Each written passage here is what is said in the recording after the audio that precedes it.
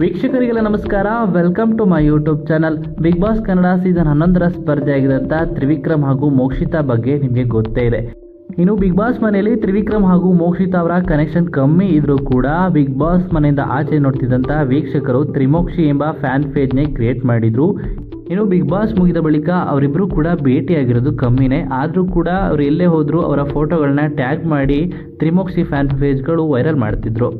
ಇದೀಗ ತ್ರಿಮೋಕ್ಷಿ ಫ್ಯಾನ್ಗಳು ಫುಲ್ ಖುಷಿ ಪಡುವಂಥ ವಿಷಯ ಅಂತಲೇ ಹೇಳ್ಬೋದು.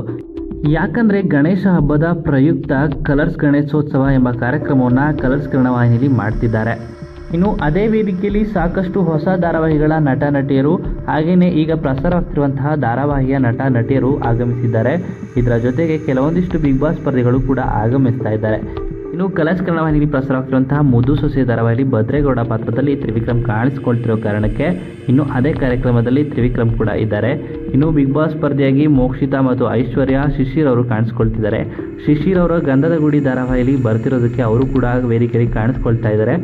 ಇನ್ನು ಮೋಕ್ಷಿತಾ ಮತ್ತು ಐಶ್ವರ್ಯ ಕೂಡ ಶ್ರೀ ಗಂಧದ ಗುಡಿ ಧಾರಾವಾಹಿಯಲ್ಲಿ ಕಾಣಿಸ್ಕೊಳ್ತಾರಾ ಅಂತ ಕಾದು ನೋಡಬೇಕಾಗಿರುವಂಥದ್ದು. ಅದೇ ಕಾರಣಕ್ಕೆ ಆ ಕಾರ್ಯಕ್ರಮಕ್ಕೆ ಬಂದಿದ್ದಾರಾ ಅಥವಾ ಬಿಗ್ ಬಾಸ್ ಸ್ಪರ್ಧಿಗಳಾಗಿರೋ ಕಾರಣಕ್ಕೆ ಬಂದಿದ್ದಾರಾ ಅಂತಾನು ಕೂಡ ಕಾದು ನೋಡಬೇಕಾಗಿರುವಂಥದ್ದು. ಇನ್ನು ಕಲರ್ಸ್ ಗಣೇಶೋತ್ಸವ ಕಾರ್ಯಕ್ರಮದಲ್ಲಿ ತ್ರಿವಿಕ್ರಮ್ ಹಾಗೂ ಮೋಕ್ಷಿತಾ ಜೊತೆಯಾಗಿರೋದನ್ನು ನೋಡಿ ಅಭಿಮಾನಿಗಳು ಖುಷಿಯಾಗಿದ್ದಾರೆ. ಇನ್ನು ಈ ಕಾರ್ಯಕ್ರಮದಲ್ಲಿ ತ್ರಿವಿಕ್ರಮ್ ಹಾಗೂ ಮೋಕ್ಷಿತಾ ಏನೆಲ್ಲ ಮಾತನಾಡ್ತಾರೆ ಅಂತ ಅಭಿಮಾನಿಗಳು ವೀಕ್ಷಕರೆಲ್ಲ ಕಾದು ಕುಳಿತಿದ್ದಾರೆ. ಅದರಲ್ಲೂ ತ್ರಿಮೋಕ್ಷಿ ಅಭಿಮಾನಿಗಳಂತೂ ಕಾದು ಕುಳಿತಿದ್ದಾರೆ ಅಂತಲೇ ಹೇಳ್ಬೋದು. ಹಾಗೆಯೇ ಈ ವಿಡಿಯೋ ನಿಮ್ಗೆ ಇಷ್ಟ ಆಯಿತು ಅಂದರೆ ವಿಡಿಯೋಗೆ ಲೈಕ್ ಮಾಡಿ. ಇದೇ ರೀತಿಯ ಮತ್ತಷ್ಟು ಹೆಚ್ಚಿನ ವಿಡಿಯೋಗಳಿಗಾಗಿ ನಮ್ಮ ಚಾನಲ್ಗೆ ಸಬ್ಸ್ಕ್ರೈಬ್ ಮಾಡಿ.